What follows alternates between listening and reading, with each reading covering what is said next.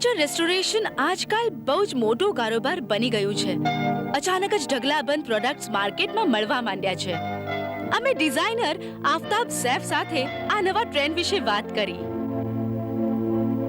Furniture restoration એ basically કોઈ પણ furniture જે છે એના પર એપ્લાય થાય છે.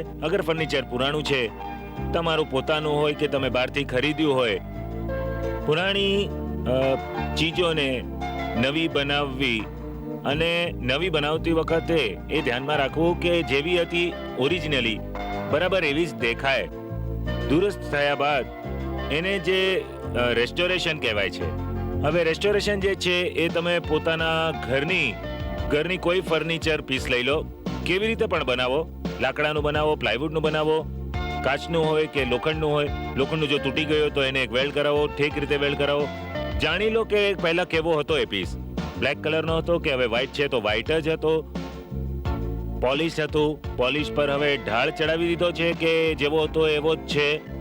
જાણો, પુલ આઉટ ઓલ ફોટોગ્રાફ્સ જાણી લો તમારા ફેમિલી પાસેથી કે કેવું હતું પહેલા અને કેવું હોવું જોઈએ. If your intention is restoring, if your intention is not કે એ ખાલી સારું બનાવવું જ છે. બીજી વાત, જો તમે એને જાણી લો, રિસર્ચ કરો. અગર તમે કોઈ પુરાણી ચીજ ખરીદી હોય કે તમે કોઈ પુરાણી પીસ ઓફ ફર્નિચર ખરીદ્યું હોય બહારથી, જે તમારી પાસે પહેલા હતું જ નહીં, એન્ડ ઇફ યુ ફીલ કે નહીં આની કોઈ એન્ટિક વેલ્યુ છે, તો go through magazines, go through books. Many of these pieces are catalogued. If you got and really lucky and found કે કોઈ બહુ જ સરસ અને બહુ પુરાણી એન્ટિક તમારા હાથમાં આવી ગઈ છે, તો એ ડેફિનેટલી કેટલોગ થઈ જ હશે. કેટલોગમાં જુઓ કે કેવી હતી. ઘણી વખત એવું થાય છે કે જે પીસ છે તો એ પીસ તો ઠીક હોય છે, જો ડબ્બો હોય તો ડબ્બો જ રહેશે, કપડ હોય તો કપડ જ રહેશે, ડેસ્ક હશે તો ડેસ્ક જ રહેશે. પણ એમાં after a particular point in time thing stops working.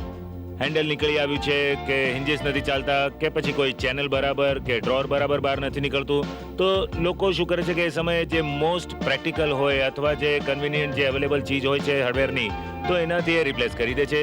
તમારે જાણવું જોઈએ કે ઓરિજિનલી એ કેવું હતું, અને ઓરિજિનલ ચીજ છે, ઓરિજિનલ એનું હેન્ડલ છે, ઓરિજિનલ એની હિંજ છે, એ મળે છે પણ ખરી કે નહીં માર્કેટમાં.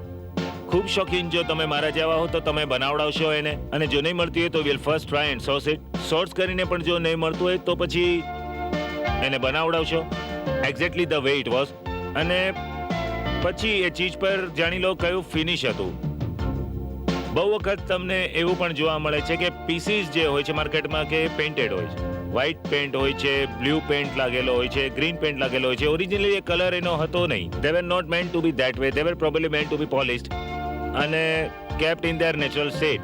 પણ લોકોએ જે રીતે એને યુઝ કર્યું એ રીતે એને ફિનિશ કરી દીધું. તો જાણી લો કે શું હતું. અગર એ પોલિશ્ડ હતું તો કઈ જાતનું પોલિશ હતું, અને જો નેચરલ પોલિશ હતું તો લાકડું કયું હતું. વેરી ઓફન આપણે જોઈએ છે કે પીસ ઘણું સુંદર અને બહુ જ સુંદર રેર વુડ હોય છે, પણ ક્યાં ત્યારે વેલ્યુ હતી. આજે અમે અને તમે વેલ્યુ કરીએ છીએ આ ચીજોની, પણ પહેલા એની વેલ્યુ નહોતી. કબાટ એટલે કબાટ, અને આવા જ કબાટ મળતા હતા. ત્યારે તમે એ કબાટને લો અને એની અંદર સામાન રાખો. તમારા રૂમમાં વ્હાઇટ કબાટની જરૂર તો એને વ્હાઇટ પેન્ટ કરી દો, અને એક લેયર કાઢશો તો તમને બીજું લેયર મળશે. Maybe that is not your final layer. તમે જ્યારે એને આખું સ્ક્રેપ કરી નાખશો અને લાકડા સુધી આવી જશો તો એના ઉપર જે ફાઇનલ ફિનિશ છે એને ચડાવવી પડશે. રેસ્ટોરેશન એટલે એક પીસને સુંદર બનાવો. Matter doesn't and over here. જો રેસ્ટોર કરો તો એવી રીતે રેસ્ટોર કરો કે જેવી રીતે પીસ પહેલા હતો. જો એક કબાટ હતો તો એક કબાટની જેમ પહેલા એ મજબૂત હતો. કેટલો વાપરવામાં આવ્યો છે, 100 વર્ષ પહેલાનો છે, 200 વર્ષ પહેલાનો છે, 50 વર્ષ પહેલાનો છે કે પછી 5 વર્ષ પહેલાનો છે, પણ જ્યારે તમે એને બનાવ્યો હતો અથવા ખરીદ્યો હતો, જે પણ કોઈએ એને બનાવેલો કે ખરીદ્યો હતો, it had a strength, it had utility purpose. That utility purpose must be restored, and that strength must be restored back to that piece. Then can you say કે નહીં આ પીસને 100% તમે એને રિસ્ટોર કરવામાં આવ્યો છે.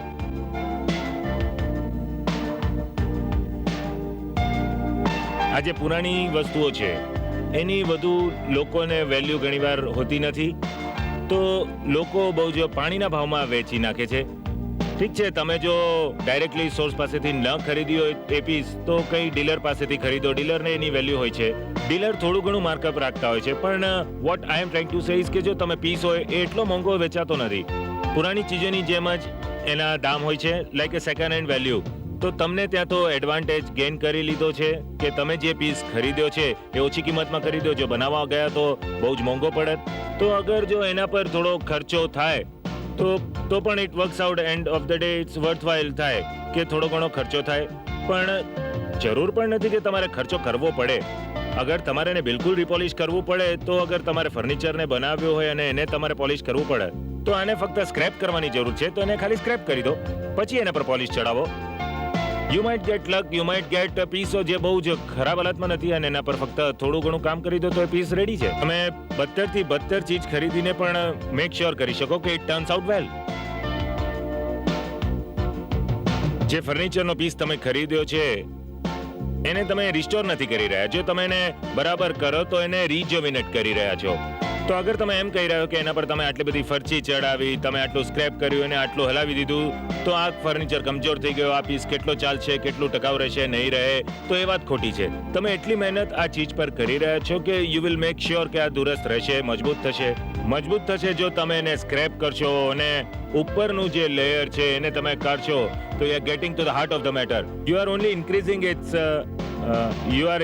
It looks. તમે એનો વધારો કરો છો અને એમ કરવાથી તમને જેમ લાગતું હોય કે you have been rough with the particular piece but it is towards the end of product કે એન્ડમાં જે થશે પીસ એ સરસ જ હશે.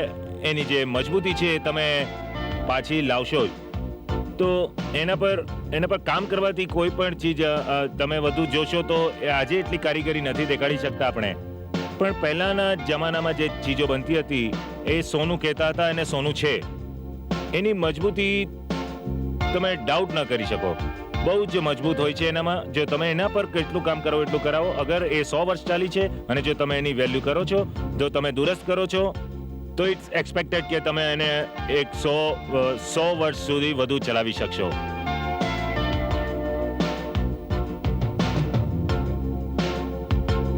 જો તમે ફર્નિચર ખરીદવા અથવા રિસ્ટોર કરવા માંગો છો તો એની ઉંમરનું માન રાખવાનું ન ભૂલશો. આ દક્ષિણ મુંબઈમાં ફક્ત મહત્વની કલાકૃતિઓની એક દુકાન નથી, આ છે કન્ટેમ્પરરી આર્ટ્સ એન્ડ ક્રાફ્ટ્સ. કદાચ આના જેવી આ એકમાત્ર દુકાન છે ભારતમાં જ્યાં બધા જ પ્રકારની પારંપરિક કલાકૃતિઓ મળે છે.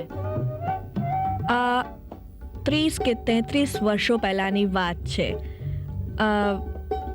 અમે લોકો એક સાથે બેસતા આર્કિટેક્ટ્સ હતા. હું સૌથી નાની હતી અને મારા સિનિયર પાર્ટનર મિસિસ વાયના મોદી હતા અને મિસ્ટર પીલુ મોદી અને મારા હસબન્ડ મિસ્ટર શિરીષ સાંકળિયા. આ ત્રણે મળીને એવું વિચાર્યું હતું કે આપણે ઇન્ટિરિયર્સ કરીએ છીએ અને ઘણા લોકોને આપણે ચીજો એકઠી કરાવતા હતા. તો 62માં એવું હતું કે ક્યાંક એક જગ્યાએથી બધી ચીજો મળતી નહોતી. એક કાર્પેટ લેવા અહીં જાઓ તો બત્તી લેવા ત્યાં જાઓ, વાઝ લેવા જાઓ તો અપહોલ્સ્ટ્રી મટીરિયલ ક્યાંક બીજે લેવા જાઓ. તો દરેક ચીજ માટે અલગ અલગ જગ્યાએ જવું પડતું. તો અમે વિચાર કર્યો કે કેમ આપણે બધું એક જ જગ્યાએ એક સાથે રાખીએ અને આપણે પોતે પણ એનો ઉપયોગ કરીએ. એમાંથી અમારું કામ પણ થઈ શકે અને લોકોનું કામ પણ થઈ શકે. કારણ કે એ વખતે ઇન્ટિરિયર ડિઝાઇનિંગની શરૂઆત જ હતી એટલે એટલી અસર ખરેખર તો નહોતી જ. 62ની સાલમાં કન્ટેમ્પરરી અમારા જેવી જ એક જગ્યા હતી પણ દિલ્હીમાં જે કોટેજ ઇન્ડસ્ટ્રી હતી એના પર અમારો થોડોક આધાર તો હતો જ. એ લોકોએ બહુ જ સરસ દુકાન બનાવી હતી, આઇડલ જેવી હતી. જે પણ જોઈએ તે મળતું હતું ત્યાં. અને મુંબઈમાં પણ આવી 2-3 દુકાનો હતી પણ એ ફક્ત ફર્નિચરની હતી અથવા માત્ર બીજી વસ્તુઓ માટેની હતી. એક જગ્યાએ બધી વસ્તુઓ મળતી નહોતી. 62માં હું કહી શકું કે અમે પહેલાં જ એવા હતા જે આવી દુકાન ખોલીને બેઠા હતા. તો એમાં દુકાનદારી નહોતી. એમાં એક વિશેષ આનંદ હતો કે અમે જે બનાવીએ છીએ અમારી પાસે જે છે બીજાને પણ મળી શકે છે. અને જે પણ ચીજ જ્યાં મળતી હતી ત્યાં ખૂબ ફરીને અમે એકઠી કરી હતી. કાચ ક્યાં મળે છે કે વીવિંગ ક્યાં થાય છે, એમ્બ્રોઇડરી ક્યાં થાય છે, પથ્થરની ચીજો ક્યાં મળે છે અને માર્બલની વસ્તુઓ, જે કહો તે બધી જ વસ્તુઓ આખા દેશમાં ફરીને દરેક કારીગરોને શોધીને અમે બનાવડાવી હતી. એ જે બનાવતા હતા તે પણ અમે લેતા હતા અને અમારી ડિઝાઇન આપીને એમની પાસે બનાવડાવતા હતા. જુઓ, હવે હું તમને એક ઉદાહરણ આપી શકું છું કે આ જે ચીજ છે આપણી સામે તે આંધ્રની એક જૂની એમ્બ્રોઇડરીની રીત છે. આ ચાલતું આવતું હતું, પણ એમની એક NGO છે, એમણે ઓર્ગેનાઇઝ કરીને કલર સ્કીમ બદલીને આજે એક બહુ જ ઉમદા ચીજ બનાવી છે. અમારું થોડું ઇનપુટ હોય છે અને એમનું પણ થોડું હોય છે. ક્યારેક ક્યારેક પૂર્ણ અમારું હોય છે તો ડિઝાઇન અમે આપીને બનાવડાવીએ છીએ, અથવા પૂરું એમનું હોય તો અમે એમને રીઓરિયન્ટ કરીએ છીએ. આમ તો હવે અમારી દુકાનને આઈ વુડ સે અબાઉટ 30% લોકો, 30થી વધારે ચેરિટેબલ ઓર્ગેનાઇઝેશન્સ છે, કેન્સર પેશન્ટ્સ છે, કે રિહેબિલિટેશન સેન્ટર્સ છે, કે વિમેન્સ ઓર્ગેનાઇઝેશન્સ છે, એમની પાસેથી ઘણી વસ્તુઓ અમે ખરીદીએ છીએ. અમે જૂના છીએ અને જૂના વિચારના નથી. હવે ઉંમર પણ થઈ રહી છે, પણ એમાં કામ કરવાનો એટલો ઉમળકો, અને સારું છે કે નવી નવી દુકાનો ખુલી રહી છે જેથી લોકોને પણ સારી સારી ચીજો મળે. ડિઝાઇન કોન્શિયસનેસ જેને કહીએ છીએ તે ખૂબ થયું છે અને સારું લાગે છે કે ઘણી દુકાનો ખુલી રહી છે, કારણ કે આ જે આર્ટ છે અને આર્ટિઝન્સ છે એમને અમે એકલા સપોર્ટ નથી કરી શકતા. આમ તો કન્ટેમ્પરરી ફ્રેન્ચાઇઝ અમે બહુ કર્યા છે. એક જુહુમાં કર્યું છે, એક હૈદરાબાદમાં કર્યું છે, અમદાવાદમાં કર્યું છે, મદ્રાસમાં પણ છે અને ગોવામાં પણ છે, જેથી આજે અમે 5 વસ્તુઓ નહીં પણ 25 વસ્તુઓ બનાવડાવી શકીએ છીએ અને એમને કામ પણ વધુ મળે. તો જેટલું આર્ટ તરફથી દુકાનો ખુલે તો એટલું આર્ટિઝન્સને કામ મળશે, પોર્ટર્સને કામ મળશે, વીવર્સને કામ મળશે, પેઇન્ટર્સને કામ મળશે. આવી જ રીતે વધવું તો જોઈએ, અને variety is the spice of the life. જી હા, આ તો બિલકુલ સાચું છે. પણ જેવી રીતે બીજા ક્ષેત્રોમાં થાય છે એમ ઇન્ટિરિયર્સમાં પણ અનેક નવા નવા ટ્રેન્ડ્સ અને ફેડ્સ હોય છે. તો શું આ એથનિક મૂવમેન્ટ જે આજકાલ ચાલી રહી છે તે પણ આવી જ એક ફેડ છે? આ એથનિક જે ચીજ લોકો કહે છે કે પુરાણી ચીજ છે, હિન્દુસ્તાની ચીજ છે, એ ફેડ છે. તો જેના ઘરમાં એ ફેડની જેમ રાખવામાં આવે છે અલગ હોય છે, પણ એને આપણા ઇન્ટિરિયરમાં ભેળવવું હોય કે જ્યાં જ્યાં યોગ્ય રીતે ચીજો લાગી શકે ત્યાં રાખવામાં આવે તો એ ફેડ નહીં રહે, એ ચાલશે જ. કારણ કે આપણે ત્યાં જૂની વસ્તુઓ ઘણી બને છે અને હજી પણ બનતી રહેશે. જૂની વસ્તુઓ બનાવવાવાળા છે તે ઓછા હશે, કારણ કે મશીન પર લોકો કામ કરવા લાગ્યા છે. પણ આ સેક્શન જરૂર રહેશે જ્યાં જૂની ઢબની વસ્તુઓ બનતી હોય અથવા જૂની ડિઝાઇન ફરીથી આવશે. અને મને નથી લાગતું કે આ ખતમ થશે, at least not till I am alive. I hope.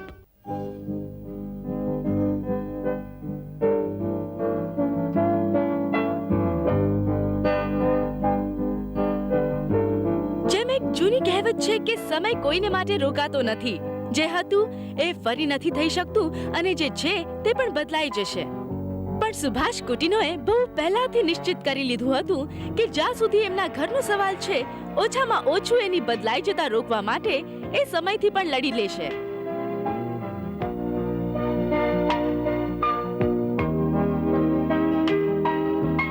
આ ઘર અમે લગભગ 13-14 વર્ષ પહેલા લીધું હતું અને ત્યારે અમારા મનમાં એ હતું કે એક તો ઇન્ટિરિયર ડેકોરેશન જે કરવું છે એ કોઈ ડેકોરેટર પાસે નથી કરાવવું, અમારે પોતે જ કરવું હતું, જે અમારા ફેમિલી મેમ્બર્સને પસંદ હતું.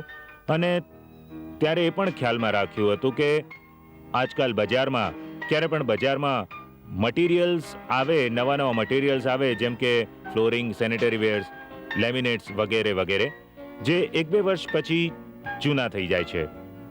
તો અમારા ખ્યાલમાં એ હતું કે એવું કંઈક કરીએ જે અમારા મેમ્બર્સને પસંદ હોય અને થોડું આર્ટિસ્ટિક પણ હોય, ક્રિએટિવ હોય, અમારા ખ્યાલથી, જે 10-15 વર્ષ પછી જૂનું ન થાય.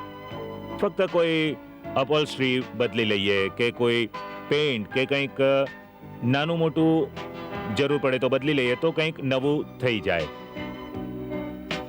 પણ આ મટીરિયલ્સ જે છે, કોસ્ટલી મટીરિયલ્સ, અમે વાપરવા નહોતા માંગતા, કારણ કે આ કોસ્ટલી મટીરિયલ્સ જે આજકાલ આવે છે, ફિટિંગ્સ, તે આઉટડેટેડ થઈ જાય છે. તો આ અમારો મેઇન કન્સેપ્ટ હતો. આ ઘરની વોર્મથ અને મેન્ટેનન્સ, આ બધા જ માટે હું મારા મમ્મી અને પપ્પાને ક્રેડિટ આપીશ. only because of their love, care, it is how it is. Maintenance તો હું કહીશ કે જે મારી વાઈફ છે એ જ કરતી રહે છે, આટલા વર્ષોથી કર્યું છે. તમે ક્યારે અમારા ઘરે આવશો તો કંઈ પણ ડિસઓર્ડર નહીં મળે. આ એક અમારો રિલિજન છે અને લોકો અમારે ત્યાં આવે છે અને પૂછે કે કોણે બનાવ્યું, ઇન્ટેરિયર ડિઝાઇનરે બનાવ્યું? તો અમે કહીએ નહીં, અમે પોતે બનાવ્યું. અમારી જે દીકરી છે અને દીકરો છે એમને પણ ખૂબ શોખ છે. આ મૂળભૂત રીતે અમારી જોઈન્ટ ફેમિલીની મહેનત છે. અમે બધાએ મળીને આ નક્કી કર્યું.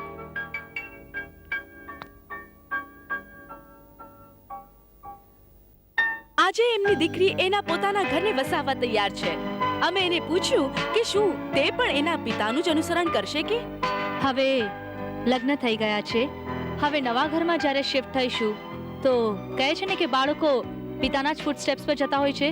તો મને લાગે છે કે મારે એ જ ફિલોસોફીને ફોલો કરવી જોઈએ. એટલે કે મારે મારું ઘર અત્યંત સમકાલીન રૂપે બનાવવું છે, ઘણું જ આર્ટિસ્ટિક, પરંતુ એ એટલું મોડર્ન ન હોવું જોઈએ, કારણ કે મોડર્ન વસ્તુ એટલી ટકતી નથી.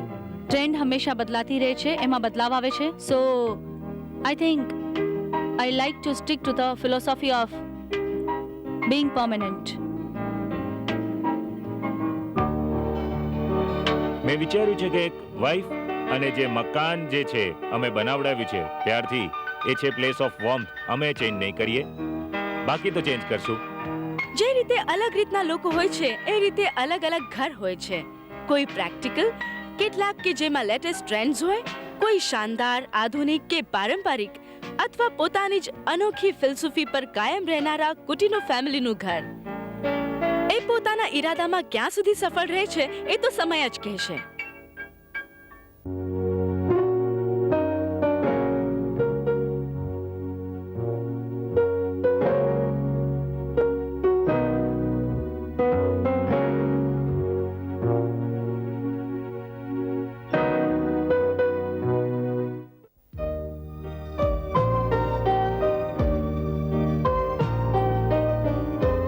વોલ ફિનિશિસ આજકાલ આપણા ઘરનો એક મહત્વનો ભાગ છે, પણ દુઃખની વાત તો એ છે કે આપણે એની તરફ બિલકુલ ધ્યાન દેતા નથી. વોલ ફિનિશિંગને માટે હું એ કહેવા માંગુ છું કે તમારા સરફેસીસ જે છે, ચાહે તમે પેન્ટ કરો ચાહે વોલપેપર લગાડો, તો એના માટે સરફેસ એકદમ ઇવન હોવી જોઈએ. જે ઇવનનેસ બનાવવા માટે અમે પ્લાસ્ટર ઓફ પેરિસનું કોટિંગ રેકમેન્ડ કરીએ છીએ, કારણ કે સિમેન્ટ પ્લાસ્ટરથી દિવાલો સીધી નથી થતી અને એને લીધે જ્યારે પેન્ટ કરતી વખતે તમે ફિનિશિંગ જોવા માંગો છો તો તેમાં તમને ખાડા નજરમાં આવે છે, બમ્સ નજરમાં આવે છે, જે ક્યારેક હાથ લગાડીને જાણવામાં નથી આવતા પણ જોવાથી જ જાણવા આવે છે. તો એટલે પ્લાસ્ટર ઓફ પેરિસ લગાડવું બહુ જરૂરી છે. એ પ્લાસ્ટર ઓફ પેરિસ લગાડ્યા પછી જ તમે કોઈ પણ પેન્ટ કે વોલપેપરને માટે સરફેસ તૈયાર કરી શકો છો. દિવાલ પર પેન્ટ ખાસ કરીને કરવામાં આવે છે અને પેન્ટ અલગ અલગ પ્રકારના આવે છે, જેમ કે એક્રેલિક એમલ્શન હોય છે, લસ્ટર પેન્ટ હોય છે, વેલ્વેટ ફિનિશ હોય છે, ઓઇલ પેન્ટ કે એનેમલ પેન્ટ હોય છે. તો આ અલગ અલગ પેન્ટના અલગ અલગ કારણો હોય છે. જેમ કે દિવાલો પર ખાસ કરીને પહેલાના દિવસોમાં ઓઇલ પેન્ટ વપરાતું હતું. ઓઇલ પેન્ટનો એડવાન્ટેજ એ છે કે એને આરામથી ધોઈ શકાતું હતું. ડાઘ પડે તો એને તમે પાણીથી ધુઓ, તમને ડાઘ ફરી ત્યાં દેખાશે નહીં. આજકાલ તો પણ હાઈ ક્લાસ ઇન્ટિરિયર્સમાં સારી ફિનિશને માટે અમે લોકો લસ્ટર પેન્ટ વાપરીએ છીએ. એ લસ્ટર પેન્ટમાં ધોવાથી કોઈ ડાઘ રહી જાય છે અથવા જરા નજરમાં આવે છે, પણ લસ્ટર પેન્ટથી કંઈક દિવાલો સારી દેખાય છે.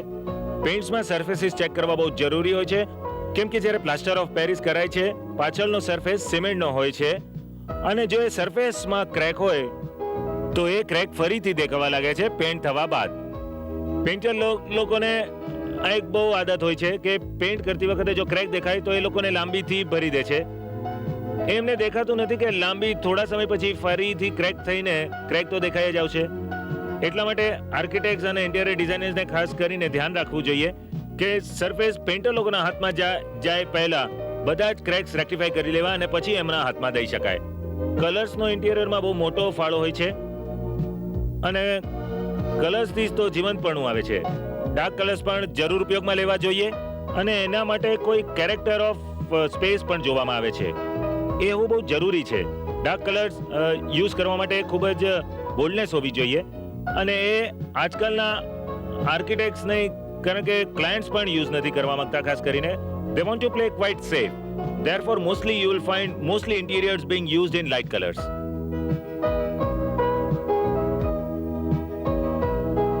સો ઇટ્સ હાઈ ટાઈમ કે આપણે સૌ આપણા ઘરની દિવાલો પર વધુ ધ્યાન આપવા માંડીએ.